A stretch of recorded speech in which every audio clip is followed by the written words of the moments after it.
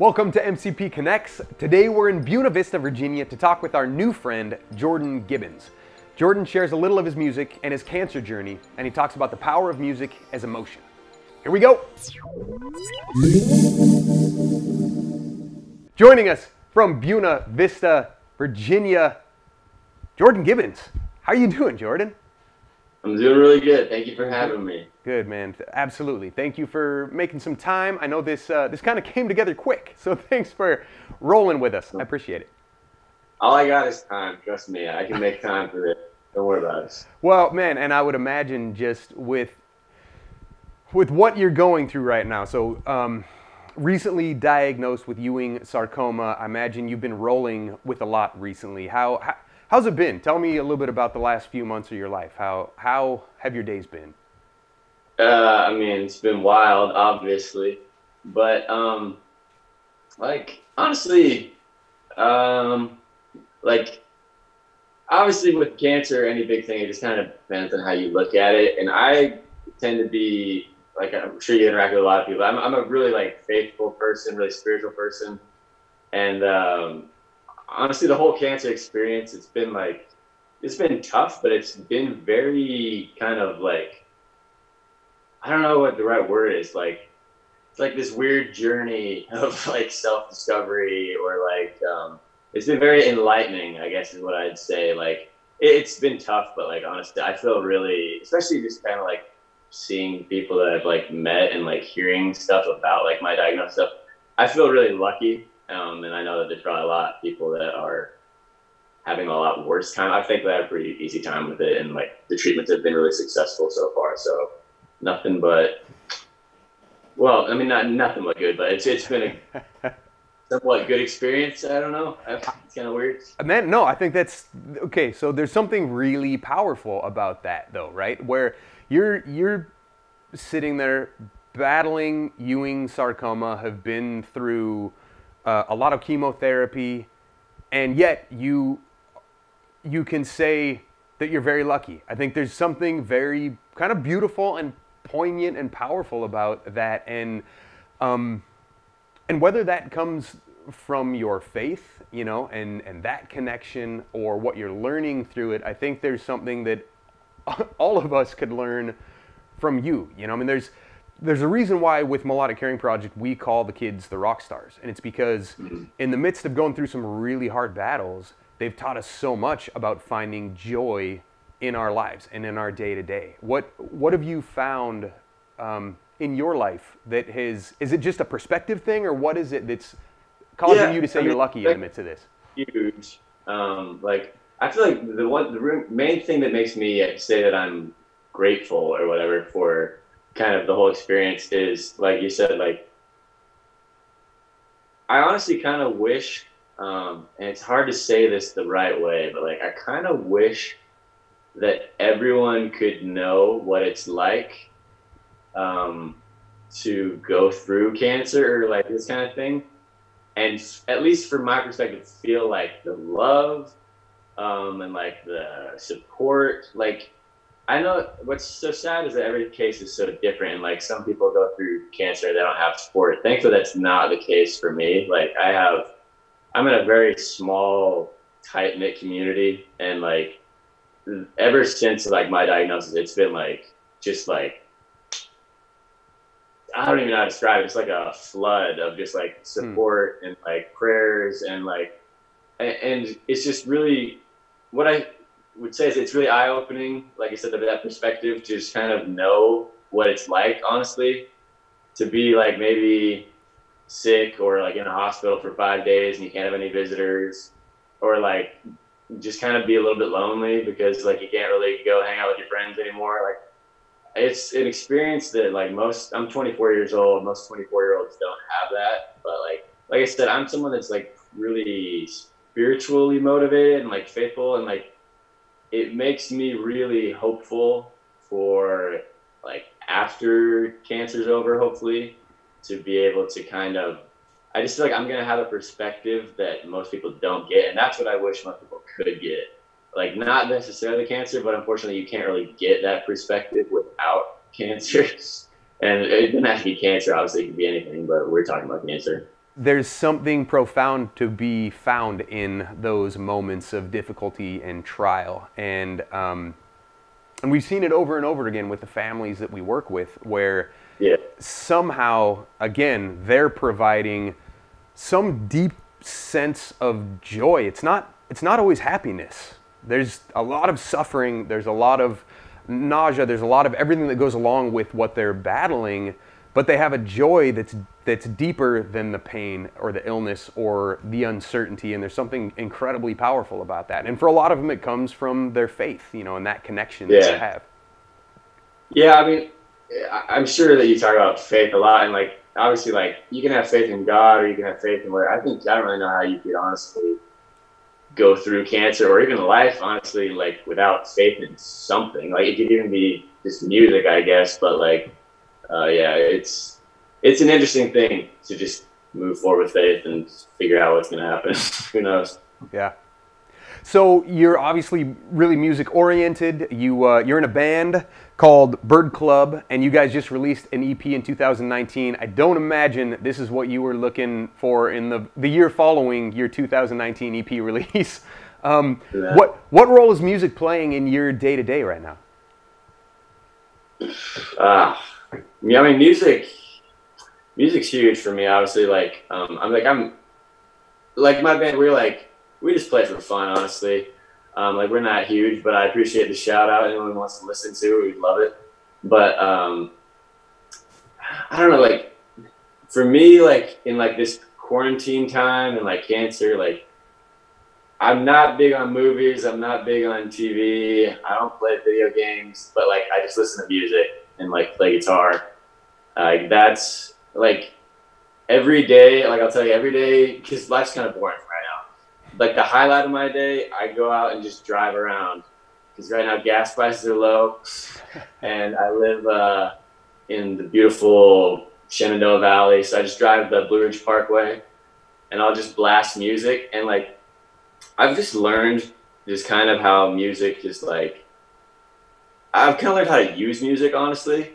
Like, it's funny, but like, if I'm like really bored or like really just kind of, I don't know, just not feeling it one day, like I know like, okay, let's get in the truck and let's just like go blast music and like sing at the top of our lungs. Like just singing, like it's just crazy. Like just singing like alone makes you just feel, well, at least for me, it just makes me feel like so happy. Like it's just an escape for sure. Like, I don't know. I've always loved music just for the emotion and like, you can just like, there's just so many different emotions you can choose from. It's like, if I'm feeling this emotion and I don't want to feel it, I'll go listen to this song and I'll just hop into this different emotion that I like better for that moment in time. Or I don't know, like, I mean, right now I've just been like, I haven't been writing as much as I want to. I want to get to that point, but like, music's everything for me, obviously. Like, and I try, especially right now, like, kind of in like these weird times, I'm just trying to be really careful of like what I like take in a way, like from the media perspective, mainly like social media or like movies or stuff like that. Cause like I have the opportunity to just like sit around and like fill my head with garbage and like, and I'm not saying it's all garbage, but like for me, I'm trying like, because I have the idea and the goal to write music that will like touch people, I really try to like avoid taking in stuff that's going to like not let what I want be able to come out. If that makes any sense. Yeah, I think that makes perfect sense, and probably something that we think about way too seldom as a society, right? I think that you can watch or you can consume anything and that doesn't affect you somehow, and it does. I mean, garbage in, garbage out, you know? I mean, what you take in will eventually find its way back out, you know? Yeah, for sure. Yeah. So I'm curious, can you think of a time, you know, over the course of, I mean, not even the last, whatever, 4 or 5 months, but just life in general, where you had a really profound music experience that really changed your perspective or your direction or? Well, I mean, I'd be lying if I didn't say like, so you like at least heard of me or whatever through Amos Lee. And like, so for anyone that doesn't know what I'm talking about, which is probably most of you watching this, I got the opportunity to play on a live stream with Amos Lee, who's one of my all-time favorite, like, just writers and singers and people. And that was just a really cool experience for me. Again, everybody out there, this is Jordy, and he's in Virginia right now. And you going through chemo right now? I'm going back on Friday. How are you feeling? Really good. I'm doing really good because I'm thankfully kind of towards the end. Okay, good. Yeah, I'm more used to it and doing really well. Good. Well, man, I just got to say, that's pretty badass. Thank you. You know, you're an awesome dude, and I'm honored that you learned my song and that you love it, and I'm just so happy that you're with us tonight. So thank you. Well, we'll see what you think after I play the song. That's good before. What if I'm like, nah? Yeah, you're gonna be like, actually, can you like not play my songs again?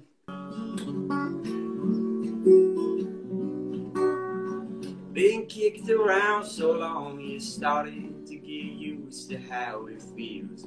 Taste the blood that's in your mouth, it's just somehow it always heals. Don't know how you keep on getting up. My sister set that up for me just by messaging him, because he was going to play a concert in Charlottesville, which is close to me and it's where I go to treatment. And then it got canceled because of COVID. And I was telling my mom, I was like, oh man, it's a shame that that concert got canceled, because I feel like we could have maybe had like a chance to like go and like maybe meet him. Cause like, I don't know, I was kind of like thinking we could work that cancer card because he's just such a cool guy. And it was funny because I came home from the hospital after watching like this first live stream, and I told my mom, I was like, it's such a shame that he didn't come, because I feel like if there's any artist I could have met through this, it would have been him. And she like started like, my mom can't keep a secret, so she like, her face like got all weird, and she like started like walking away, and I'm like, Mom, what are you doing? And she's like, well, I don't know. Like she started being weird, and then I like pressed her, and she told me that my sister had messaged him and that he responded, and that he was going to surprise me with like an opportunity to live stream. And I figured he would just like have me on his live stream and be like, shout out to Jordy, you're a cool guy, whatever, and then move on. But then he let me play a song, one of his songs for him. And that was just kind of a really cool experience for me, just because, I don't know, it motivates me in my goals, where I want to become an actual singer-songwriter, you know? Like, right now I say we just play for fun, like on our college campus, but like, I feel a lot more motivated now. It just seemed, I don't know, it's weird, like meeting someone like that you look up to and like getting that experience. It just makes you all of a sudden feel like, oh yeah, I really should like try, like I can maybe like do this.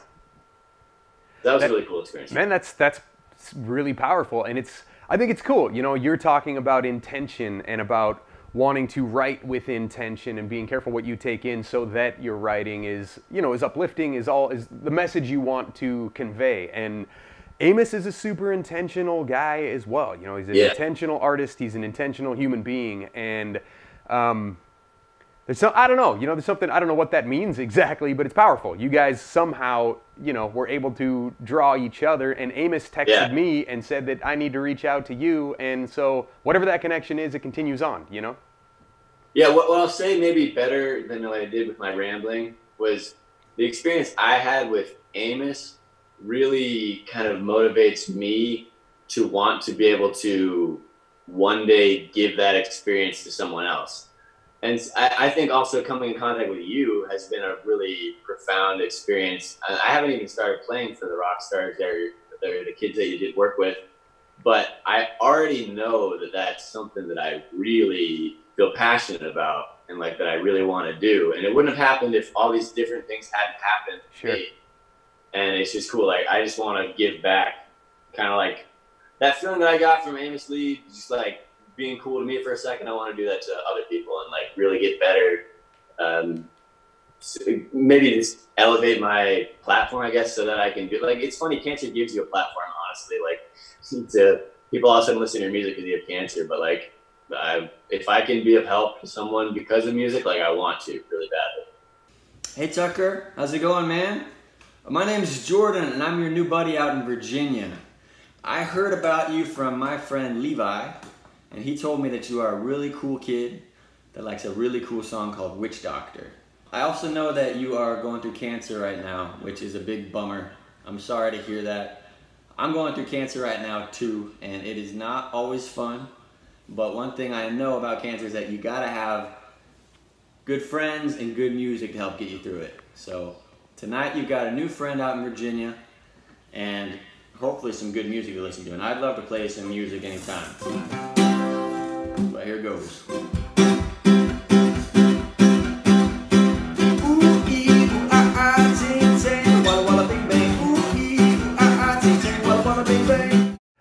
So, all right, I'm curious, with what music means to you, you know, and the kind of how that's transformed even in the last few months, you know, as it becomes almost a lifeline, and then you connect with Amos and it shows you a potential path. What can you sum up what music means to you in one word? I was thinking about this earlier. I was cheating because I watched some of your other interviews, and I thought, and I just feel like the thing that music means to me, I don't know. I mean, I guess it's not right or wrong. It's just, the word would be emotion. Like, that's what I love about music most of all, is like I said, like, you're just tapping into all these different emotions, and you can just like there's so many different emotions in one song, even in one chord, you know, and it's like, you can listen to a song in a certain moment of your life and connect to it in such an emotional way that maybe the writer of that song didn't even intend, and then 10 years later you're going to listen to that song and remember that feeling, you know, like, it's just a magical thing, because I forget things all the time. I feel like my friends are always reminding me of these like memories we have, but like, I never forget like songs, concerts, those feelings. It's just like such a deep feeling, such a deep connection. Like, that to me is the most beautiful part about music, and like, that's the thing that I want most of all when I play music or when I write music.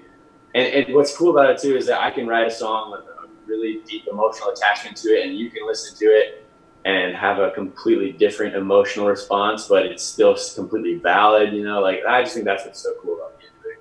It's just the emotion. Yeah, I agree. It's incredibly, and it's that language without words, right? Where it has the ability to reach through and communicate. So speaking of emotion and that kind of powerful connection that music brings, do you have some kids and hospitals that you would like to dedicate a song to? Of course I do. And I wish I could dedicate it to more, but we're gonna specifically go ahead and shout out Samantha in California, Ambee in Michigan, Faith in Minnesota, Mason in Texas, Tigi in New Mexico. Let's shout out, let's see if I get this right, Maimonides Medical Center in Brooklyn, something like that. Wherever you are, shout out to you. Monmouth Medical Center, New Jersey, NewYork-Presbyterian, Children's National in DC, Seacrest Studios, Mary Bridges Children's Hospital. Just to name a few. Obviously, there's so many that deserve shout outs right now, but we want to shout out specifically those people. Okay, I'm just going to play you one of my songs. Here's one that I wrote not too long ago. It's called Bring It On Home. I haven't recorded it with my band or anything. It's hopefully going to be part of like a solo project that kind of came out of this whole like cancer, quarantine kind of healing thing we've been talking about. Yeah. So hopefully you like it.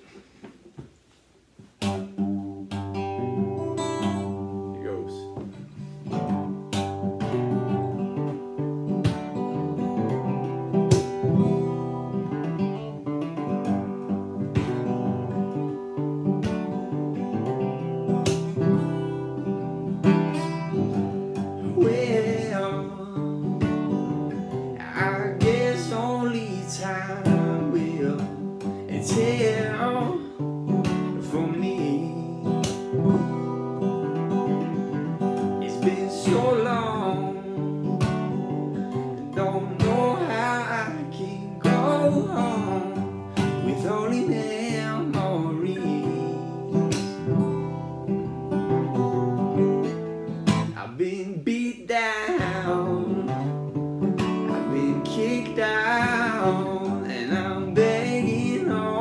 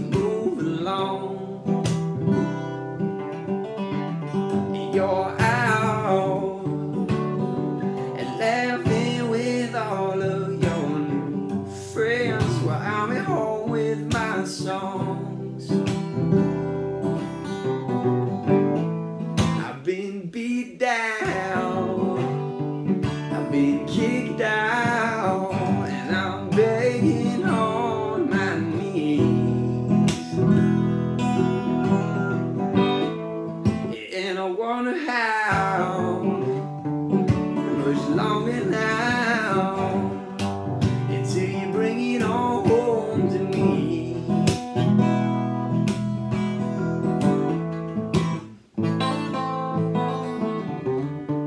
Until you bring it on home, you bring it on home, you bring it on home to me. Say you bring it on home to me. Yeah, you bring it home to me. Yeah, you bring it home to me.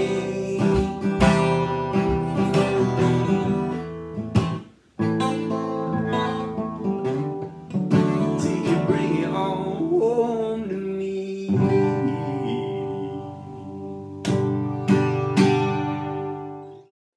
Thanks so much for tuning in. If you're a musician and would like to join us in supporting hospitalized kids, email us at rockstar@melodiccaring.org. I'm Levi Ware, and this is the Melodic Caring Project.